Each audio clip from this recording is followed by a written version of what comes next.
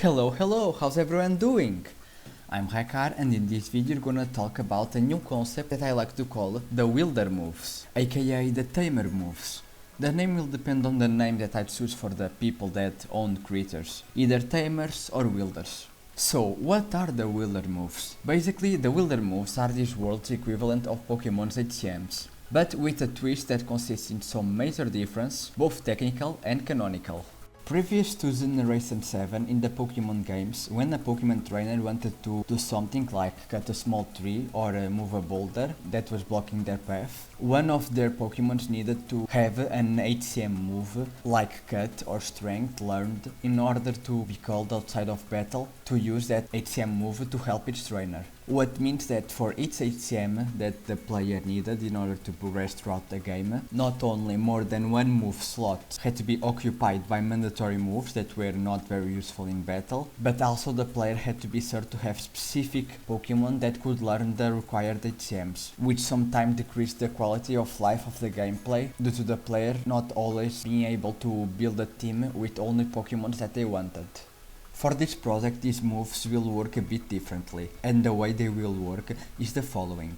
Like I said in the catching system video, the creatures of this world are able to transform themselves into talismans that can be worn by their tamer/wielder. What I didn't mention in that video is that when a tamer/wielder has a creature talisman equipped, they gain access to that creature's main energy controlling abilities, meaning that, for example, wearing a frost energy creature would give you frost abilities, while wearing a fiery energy creature would give you fiery abilities. Cool, right? So, I think with these examples you are already starting to see how the Wielder moves will work out, but for those wondering if the quality of life problem of having to have certain specific type of creatures in order to progress throughout the game will happen, no, it will not, because there will be tools that can replace Wielder moves. So no one is forced to have specific creatures, but still can enjoy using the ones they have. So, without further ado, let's see some of the existing Wielder moves. The first one will be the Ice Bridge, a move that consists in using frost energy powers to freeze water in order to make an ice bridge to cross rivers and other bodies of water. This Wielder move can be used by having a frost energy creature with you in their talisman form. This move can also be replaced by having a freezing solution with you, which is basically an item that consists in a potion of some sort, that is a type of liquid that instantly freezes the water that it touches and the water around it on a small radius. So no one is forced to have frost energy creatures on their team, but it will look really neat if they choose to. The next one will be called Light Up, and will be a fiery move used to light up campfires and torches, and it can be replaced by a flame bracelet. I thought about giving the player a lighter or even a flint and steel, like in Minecraft, to be more family friendly, but ultimately decided to give them the flame bracelet, which is this miniature flamethrower that does not resemble a real one, while still having an interesting design due to it being a bracelet with flame-throwing capabilities. Next we have Spark Light. This move consists in creating a small source of light in your hand to illuminate your way. This move can be used by having a light, fiery, electric or pure energy creature with you, as all these four energies work as light sources. This move can also be replaced by simple items like torches, but also by a more advanced one called the Glowing Sphere, which is this orb that deactivates by being shaken. The next one will be the Vine Bloom, which consists in making one or more vines grow from the ground, allowing the user to climb them and reach higher grounds. This move can be used by having a plant energy creature with you, and it can be replaced by a grappling hook. Next on our list is the Boulder Slide, a wielder move used to slide, push and pull boulders in order to, for example, unlock new paths or find hidden areas. It can be performed by having an earth creature with you, and can be replaced by the use of a strength potion, which gives you enhanced strength during a small period of time. There are some variations of this move which consist in, instead of a boulder, having a huge crystal, which would specifically need a crystal energy creature to move, and also a metal structure or door variation which would need a metallic energy creature in order to work. The next one will be the Sweet Dive. This move consists in having the aid of a water or wind creature to make an air bubble around your head while diving. As water creatures can make this happen by forming the bubble with air on it, while a wind creature can make it by making so air flows perfectly around your hair in a way that doesn't allow water to reach it. And both water and wind creatures can take oxygen particles from the water around you, making so the bubble can reach an indefinitely amount of time. This move can also be replaced by a water breathing potion or an artificial gill. And now to warp up the list of conceptualized Wielder moves that I gave a pass is the Dash Boost, or just Dash for short. This one would be more of a gameplay life improvement rather than an actual move that you need in order to progress throughout the game, due to it literally being just a quick dash that you can activate with the press of a button. It would be performed by having a pure energy creature with you, and you would be able to replace it by consuming a specific type of mushroom called Dashroom, which would give you the ability to dash during a certain period of time. Some other concepts that I came up with, but decided to not officialize, include the Heavy Hit, which consists in a single powerful strike capable of crushing rocks and boulders.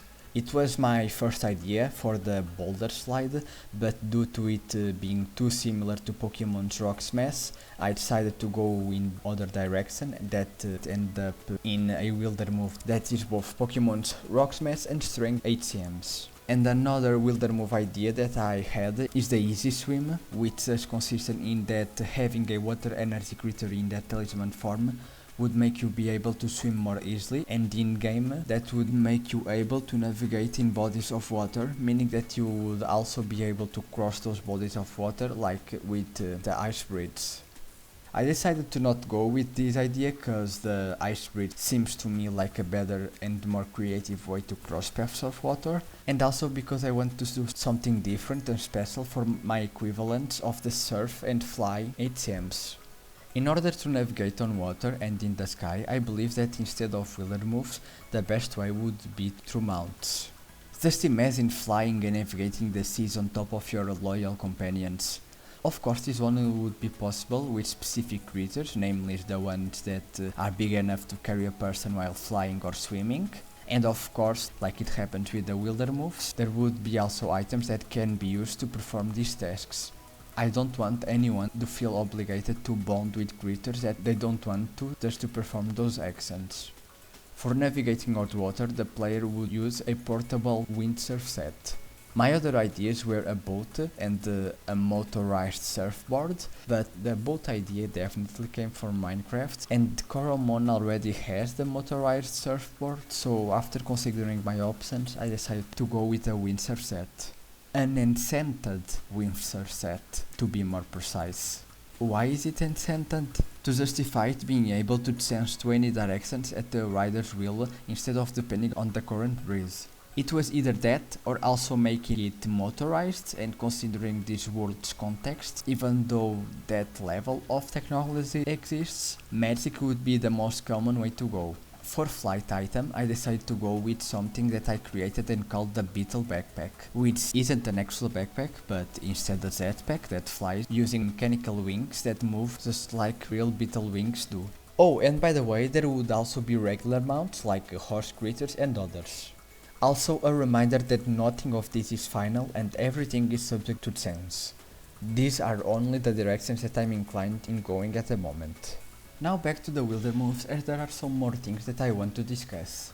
An important aspect that I want to call attention to is the fact that one energy can be associated to more than one Wielder move, like we see happening with the fiery energy being used to perform the light up move, while also being an option to perform spark light. The reason for this happening is me wanting to keep a certain realism to things. Not only can fire be used to light up a campfire, but like I said, it also makes perfect sense as a light source, so I made it work for both moves. But then that got me thinking, couldn't it also be used to perform the tasks of some other moves, like Vine Bloom's objective of reaching higher grounds through propulsion, like we see Firebender doing so in the Avatar series?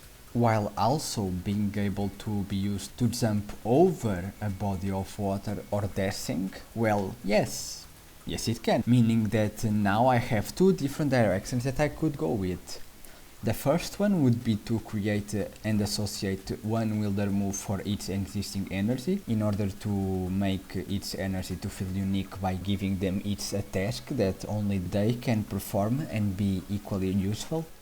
Well, to be more realistic, instead of about 20 different wielder moves, it would be like 6 and then associate 3 energies to each one of those wielder moves. That would be option 1. Or I could go in the opposite direction and make each energy cover as many wielder moves as possible, which in a game would probably result in the player's character having skill grids, one for each energy. For example, in fiery energy's case, the player would start by having the most basic wielder move that can be performed by fire, which would be Sparklight, and then as the character's fire energy capabilities develop and become stronger, they would unlock other wielder moves, like the skill to reach higher grounds through bursts of stronger flames. Canonically speaking, this would be more accurate. In a show or comic series, this is definitely how it would work, its energy being able to be used in all sorts of ways. But as a person who already has some experience working behind the scenes of conceiving a game, I can confidently say that the first option would be a lot more viable in a game context, due to many factors like budget, animation costs, game design, and the fact that the focus of the game are the creators themselves and not so much the player's character, meaning that they take priority in the use of development resources.